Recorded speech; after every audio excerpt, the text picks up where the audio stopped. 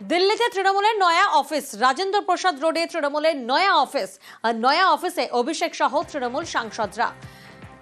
যে ছবি আপনারা দেখছেন, দিল্লিতে তৃণমূলের নয়া অফিস, আর এই অফিসের ঠিকানা রাজেন্দ্র প্রসাদ রোড। মৈত্রীর প্রতিনিধি আমাদের সঙ্গে রয়েছেন। মৈত্রী, আজ এই নয়া অফিসে কর্মসূচি কি রয়েছে? দেখো, 20 নম্বর ডক্টর রাজেন্দ্র প্রসাদ রোড, এখানে তৃণমূলের নয়া পার্টি অফিস সেটা তৈরি হয়েছে এবং সেখানে সমস্ত সাংসদদের নিয়ে আজকে লাঞ্চের ব্যবস্থা, মধ্যাহ্নভোজের ব্যবস্থা করা হয়েছিল। সেখানে উপস্থিত রয়েছে অভিষেক বন্দ্যোপাধ্যায়, অন্যান্য সাংসদ উপস্থিত রয়েছেন। তাদের মধ্যে কিছু আলাপচারিতা চলছে, এমনটাই কিন্তু সাংসদরা জানাচ্ছেন আমাদের। বেশ,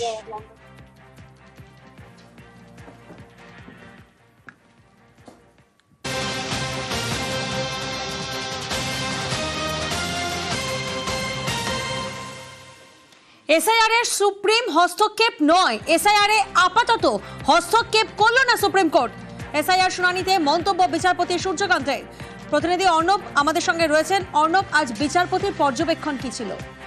দেখো, বিচারপতি সূর্যকান্ত এবং বিচারপতি জয়মাল্য বাগচির বেঞ্চে আজকে বিহার যে বিশেষ নিবিড় সংশোধন হয় ভোটার তালিকায়, যেখানে প্রায় 65 লক্ষ ভোটারের নাম বাদ যায় বলে রাজনৈতিক মহলে চর্চা শুরু হয়েছে এবং এই অভিযোগটাকে সামনে রেখে একাধিক মামলা হয় সুপ্রিম কোর্টে।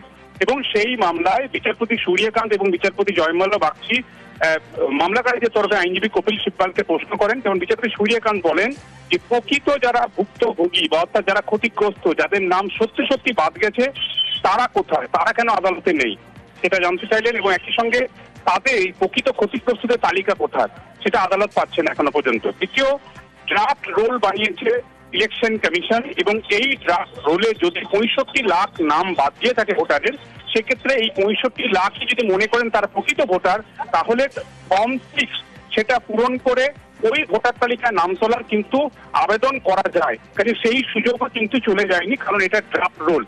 এই দুটি গুরুত্বপূর্ণ পর্যবেক্ষণ, যদিও কপিল সিব্বাল জানিয়েছেন আইন বিরুদ্ধ ভাবে যেভাবে ড্রাফট রোল বানানো হয়েছে, ড্রাফট রোল তৈরির সময় নথি চাওয়া হচ্ছে, এটা আইনে কোথাও নেই।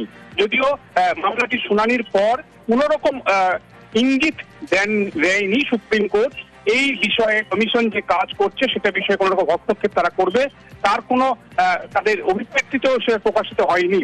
তবে সেপ্টেম্বর মাস পুরোপুরিভাবে শুনানির জন্য নির্দিষ্ট রয়েছে এই বেঞ্চে। কাজে সেপ্টেম্বর মাসে এই মামলা পরবর্তী শুনানির জন্য যাবে কিনা সে বিষয়টা তারা পরবর্তী সময় ঠিক করে দেবে। কাজেই এই মামলায় হস্তক্ষেপ এখনো পর্যন্ত হলো না, এটা যেমন ঠিক। পাশাপাশি সেপ্টেম্বর মাসেও এই মামলা শুনানির জন্য আসবে কিনা সেটা দুই বিচারপতি সেটা পরে জানাবে। সেক্ষেত্রে দুপুর 2টোর সময় মামলা যদি আসে শুনানির জন্য, সেক্ষেত্রে পরবর্তী শুনানির দিনটা হয়তো নির্দিষ্ট হলেও হয়ে যেতে পারে। ধন্যবাদ অর্ণব।